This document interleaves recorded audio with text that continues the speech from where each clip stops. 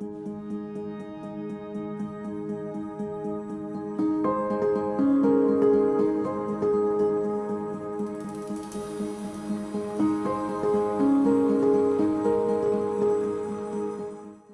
up, guys? It's another cloudy, beautiful day out in Montana, heading to town, and we got a little stuck. I think we'll be stuck here for a little bit. So Steve and I are gonna head over to Picayunes. Just going to groceries can have you held up on the road for quite some time in Montana.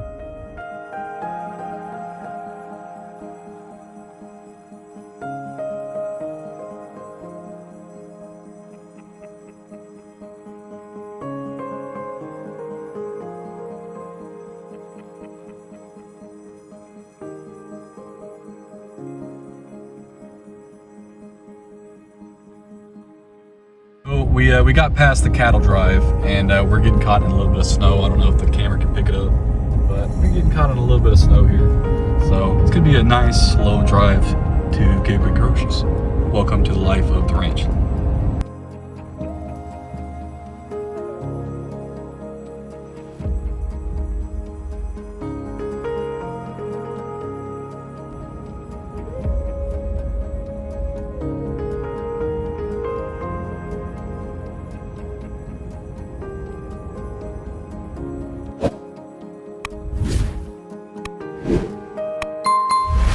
What's up, guys? Welcome back to Wilson Brothers Ranch. I'm Chase, and this is my brother Steven. It's now 10 degrees, so we're gonna go ahead and head down to the Quonset hut.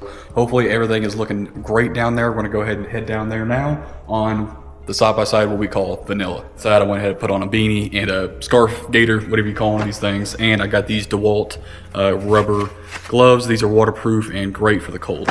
So I went ahead and put these on. And now we just have the fun experience of cranking up a diesel and cold temperatures. All right, here she is in all her glory. Pretty simple. You just press the brake down there and give the ignition a crank. Wait for that glow plug to warm up. We're on. And this is vanilla. This here is chocolate. It's kind of hard to see right now. It kind of looks all black, but it is brown. It is the ranch edition. All right, it is time for us to leave. Vanilla's went ahead and warmed up for about 2 minutes. It's a diesel, it's a great working machine, but just, yeah, during the winter we like to, I forget what it's called. People are calling it fluffing the engine, I believe.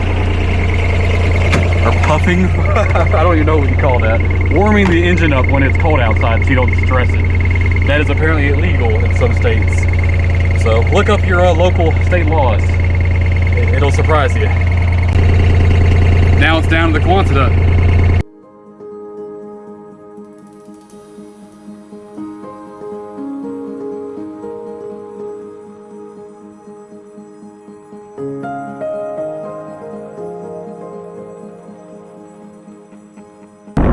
And now we go down our little shortcut here.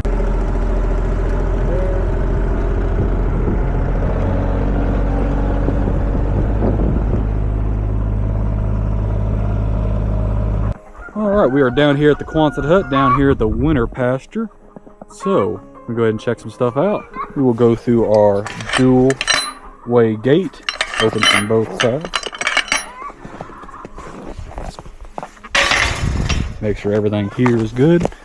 We're not filling up these water bills right now. That's just a little bit of snow in them. Just because out here this water gets super cold. We don't want the chickens or the geese to get hypothermia. Not really the geese. I know the geese drink water that's a lot colder, but these are domesticated geese, so I just want to make sure we don't have any ice blocks in there. Yep, go ahead and clear that out and make sure it's not sitting directly in the ice. So that's a tip right there.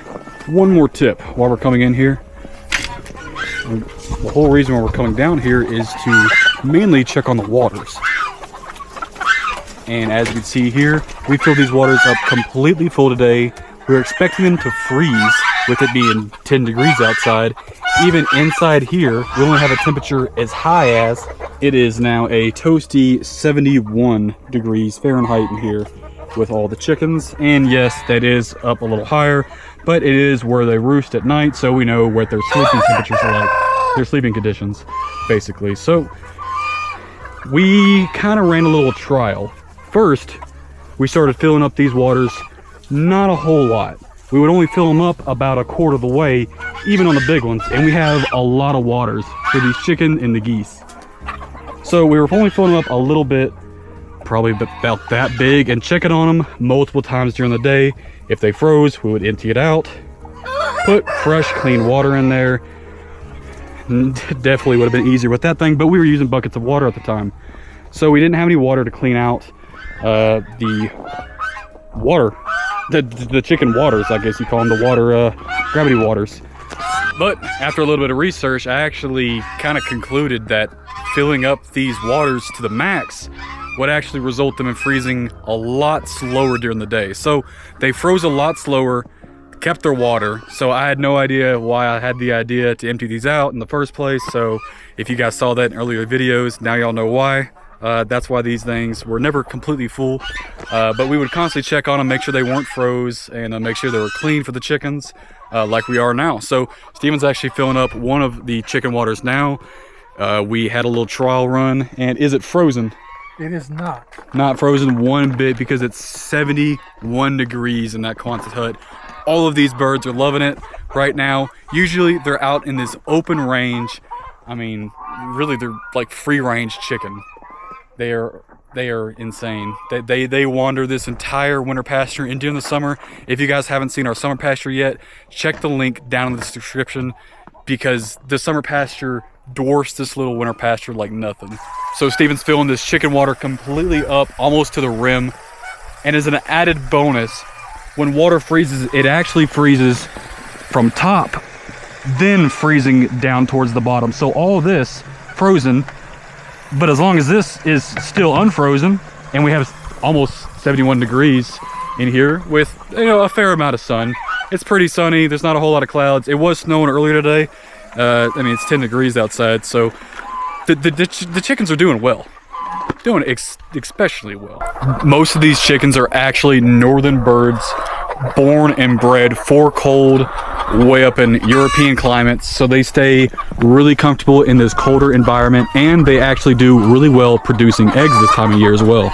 And that is just a random chicken that was outside. That is actually a turkin, which is not even remotely related to the turkey family of bird. There's just another chicken. They just don't even care. This is not even a big chicken. This is an average, like, this is like a medium-sized chicken over here. It's just walking around strutting like it's nothing. They are loving this weather up here. Take that hose out and set it down and put the cap back on.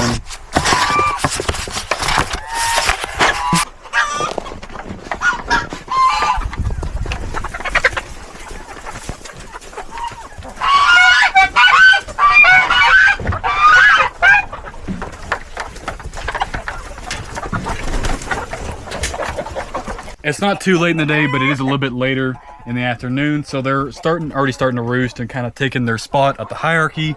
And you know, they think whoever's higher up on the post is kind of like the alpha, the big dog, king of the hill. So they all kind of fight to take that spot. We will come down here later today and actually go ahead and raise up our bars on the hen gear to go ahead and stop letting the chickens lay for the day. And that will be it. We're gonna go ahead and check on them one more time today, and that will be good night.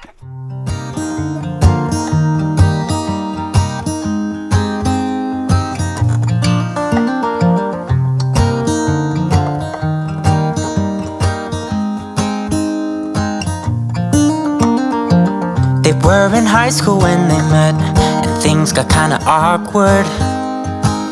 With sparks in the air, he would stare at her in class, and she would try to act cool, but it was obvious, like, ooh,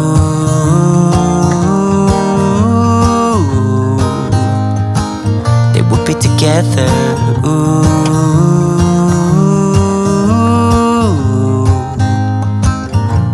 Then one day she said, write me a love song, 'cause I know you'll make it beautiful.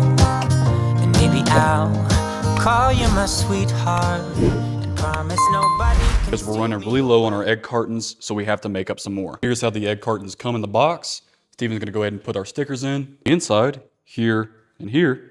And I worry about putting the UPC on the back of the box so it can be scanned at the stores. Just like so, and they're almost ready to go. We can grab one of our Wilson Brothers Ranch cards and put it in here, upside down and backwards. So when it's time to close up the box, it goes up on top, and we'll put our final sticker on the front, depending on the time of the year. Let's get to work. We're gonna start with these 4 boxes here. So we're gonna start with 400 egg cartons, and we're gonna see how long that takes us. And we'll see if we're gonna do more, or if we're not gonna get the 400 done today. But I have a pretty good feeling we're gonna get a lot done. Steven's already been doing this for about 5 minutes, and he's gotten quite a bit done.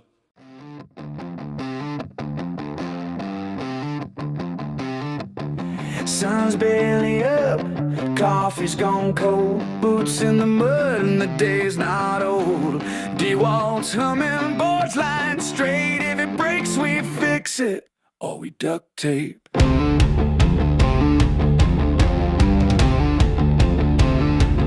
Wind in the grass, sky so wide. This is our circus, these critters are pride. It's another day at Wilson Brothers Ranch. Chickens plotting their great escape plans, dogs chasing geese, pigs hogging the shade, turkeys strut like they own the place. Deer in the meadow, bears pass through. We wave and hope they're just passing too.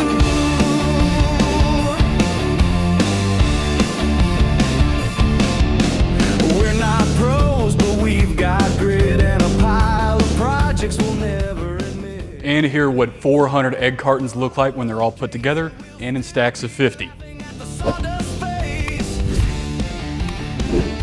Wind in the grass. What's up guys, welcome back to Wilson Brothers Ranch, and today we're gonna do a little bit of jarring. We're gonna take our first try at jarring. We are beginners, and we're gonna do something super simple like a 25-pound bag of jasmine rice. We're doing this just because we don't wanna run to the store every single time we need groceries, and we're definitely set up for storage. We have enough room in the pantry, so we're gonna see exactly how many jars it takes to, well, store in these mason jars here.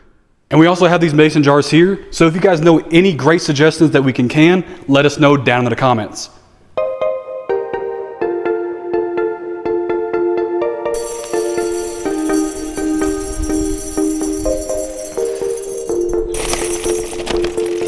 All right. So that gave us 7 and almost, no, that's more than an eighth. That is 7 1/3 mason jars in a 25-pound rice. All right, so then we're gonna go ahead and grab the second bag of 20-pound bag of rice that we have. We're halfway, live. All right, almost there. Yep, that's it. All right, so that is number 8, finished out. And let's start on number 9.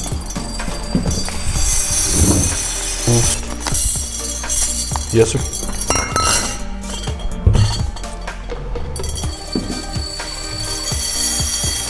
All right, almost there. There. This is number 10 done. 11.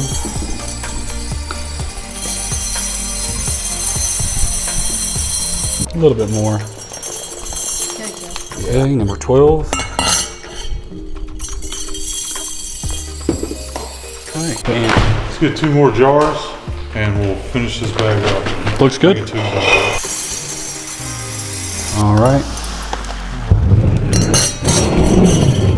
This should be the last one.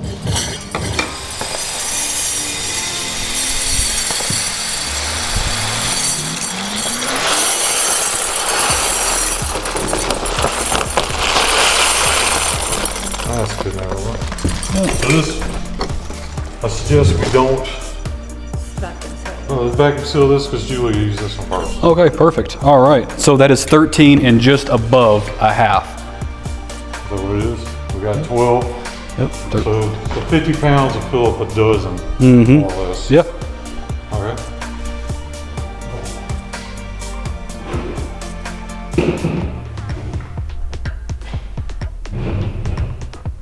So let's do this one first, just to test this thing out. So I'm gonna put a lid on it. Shove it down on there, hit the button, let's see what happens here.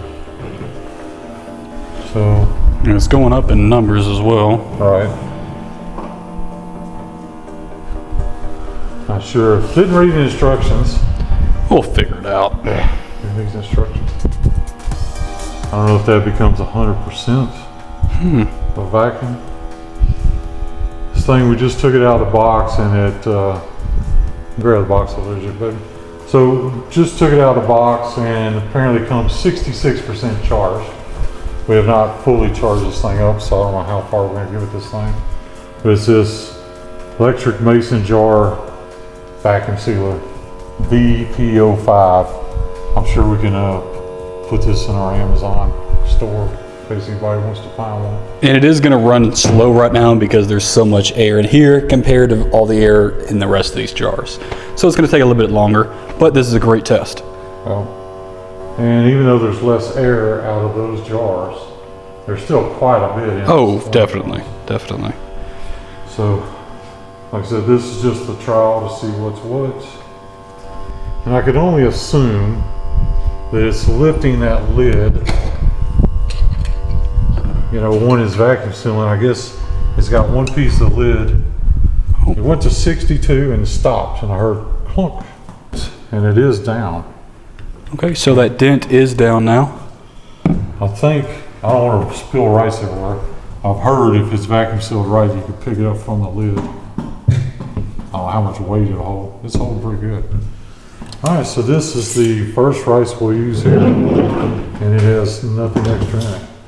So the other ones, let's line them up here, and that way we can put these in really quick and get lids on them. All right, so let's line up all the jars and we'll start inserting the oxygen absorbers. So we need how many oxygen absorbers? 13. 12 or 13? 13. So that's 13 of them. So let's get this open. This out of the way. All right, I'm gonna start putting some in here, y'all.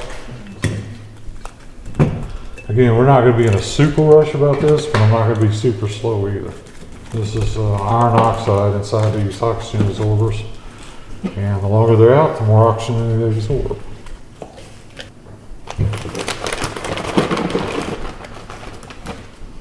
Somebody probably said, man, you're slow. You got one in every one of them, Dolly? Yes. Yeah, let's put the metal lids on them. Man, I thought I'd grab a big enough. I thought these were 25 packs. I must be wrong. These must be 50s. 50 packs. Yep. And that's my mistake. Do we need a second jar? I'm thinking we might need a second jar. I'm just, All right. this one up. We are closing up our oxygen absorber. Go ahead and push the rest of the oxygen absorbers in here. And we have just 2 more lids to put on. There we go, all 13 and a half. And our 2 jars of oxygen absorbers. Coming back after them. And 2 sleeping dogs and a pear tree. In a pear tree. Clue what these numbers represent.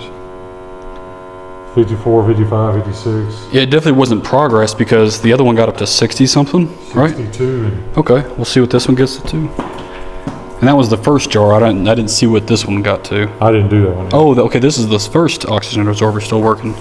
I think after it went to whatever it went to, and it may have gone to 100 or 99, and then it went back and showed us what the battery life was. Oh, okay. That's what I'm assuming. That makes more sense.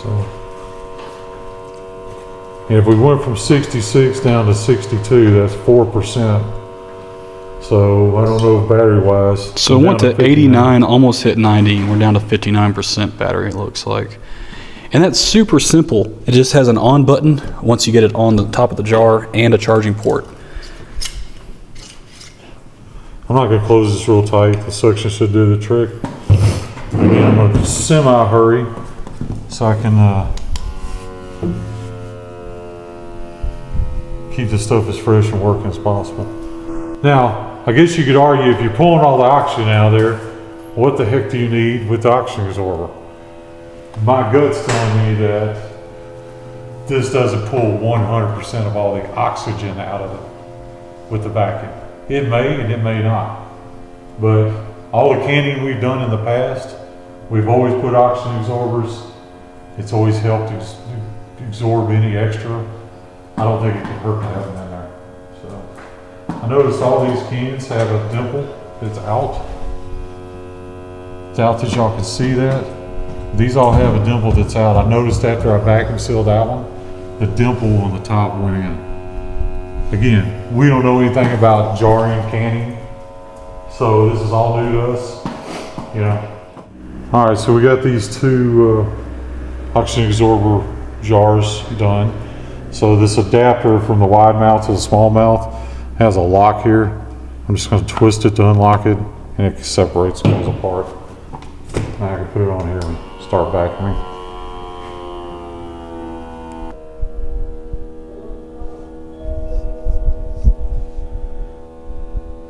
This to take less time to pull a vacuum. I did I too. understand it's battery and it's small. Seems to be working fine. You know, you'll find that you'll see stuff all over the internet about these things. You know, we're about 77. I don't know again what those numbers, you know, are saying to us. I guess we can look at the instructions while we're waiting for this. You see it popped up? Did you see that? Like it pushed it up out of the way. So there's one down. Another one down. Lid's loose. On. So we were looking in the instruction manual and we actually found out that the time that's going on here, that is just the seconds. So we can tell how long it takes for the vacuum to be pulled out. And our average has been around 80 to 90 seconds Yes, yeah. per jar.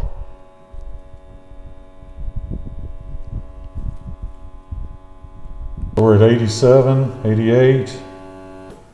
Yeah, See how sure all does. those- Yeah, it pops up. We're down, battery's down to 48%. Okay.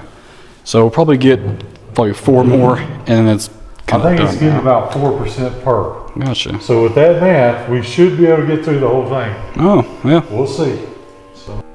So apparently we are able to charge it while we're able to use it on the mason jars. So we'll try to do that and get through the rest of the jars with that.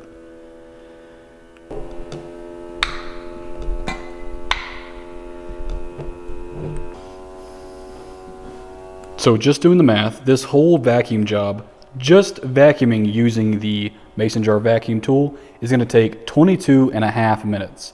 That's not a whole lot for almost 50 pounds of rice secured, stored in your home. That's not bad. All right, so I don't know what I actually paid for this, but I'm going back to my orders in Amazon. They have one in black and one in white. The black one is $25, the white one's $29.99.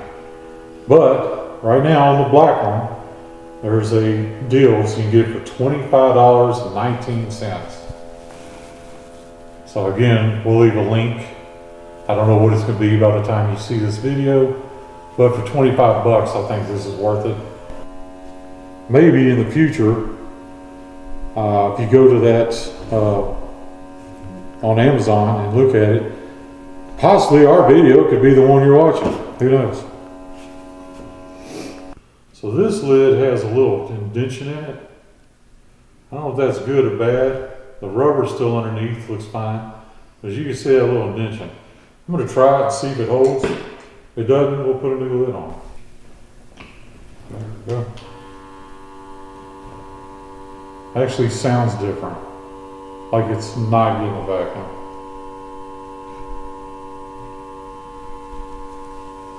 What do you think?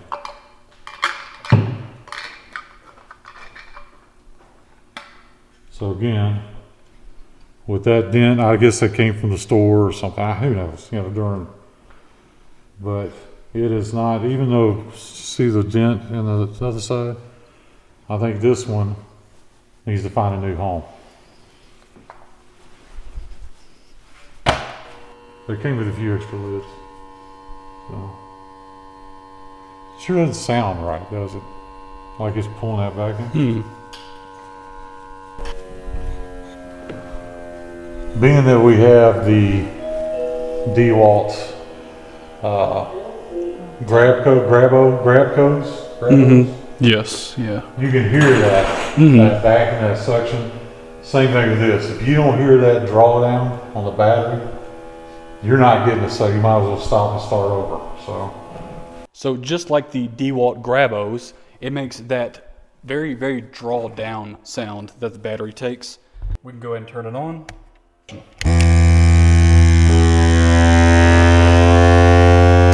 And when it finally caught, it got a lot louder.